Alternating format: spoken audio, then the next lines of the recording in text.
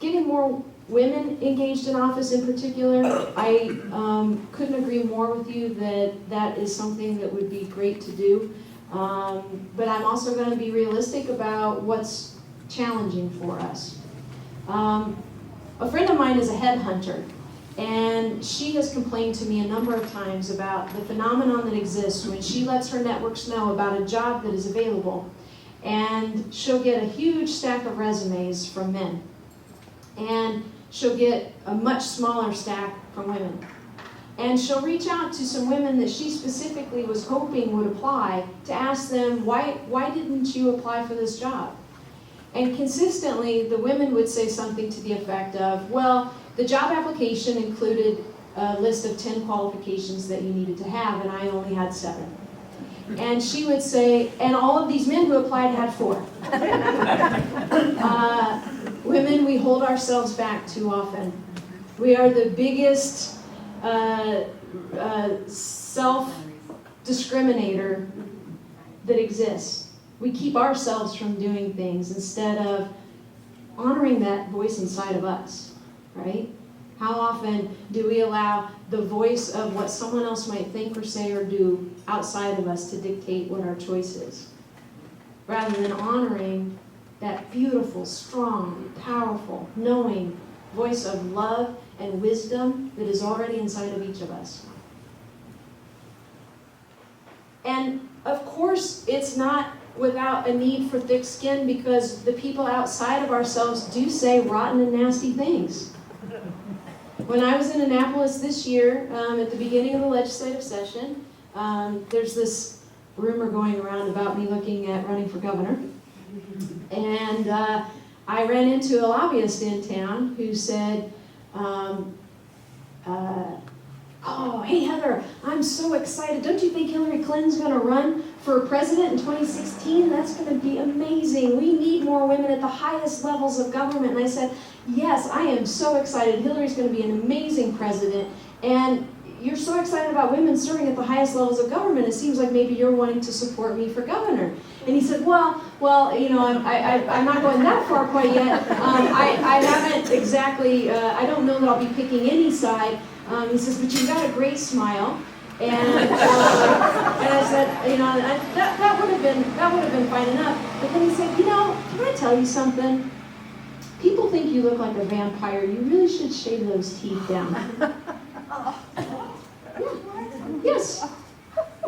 You know, come on. Really, I mean, yes, it's shocking, and yes, it shouldn't surprise us, right?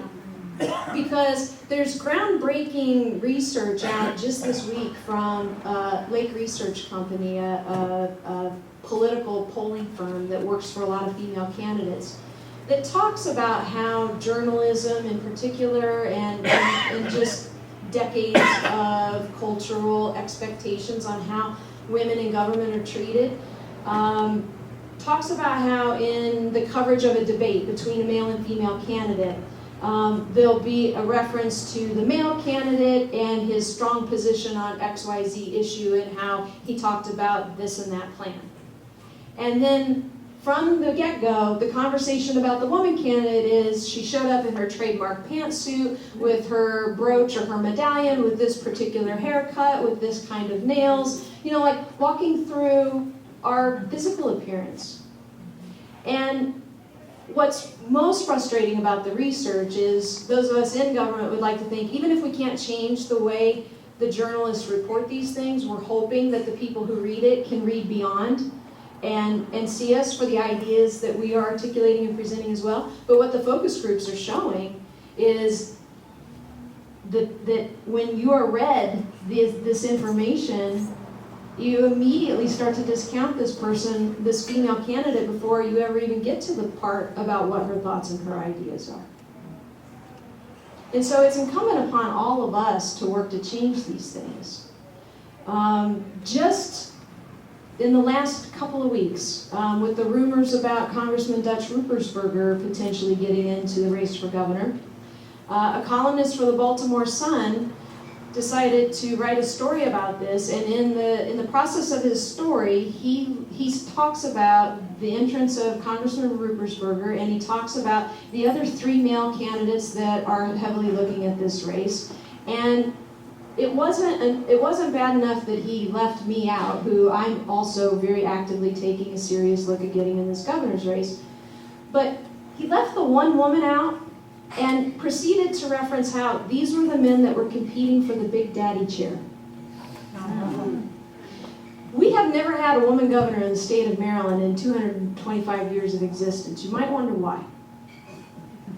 If we're talking about that seat being the Big Daddy chair and refusing to cover the very real grassroots effort and serious look at getting in this campaign from a very serious candidate that has 7 years of legislative experience making a real difference in the state, who's looking to run not because she's next in line or needs a promotion, but because she has a vision for where the state should go and how we can continue to live up to our full, vibrant potential. She's going to be ignored, left out of the list, because we're referencing the Big Daddy chair. It's time for us to do something about that.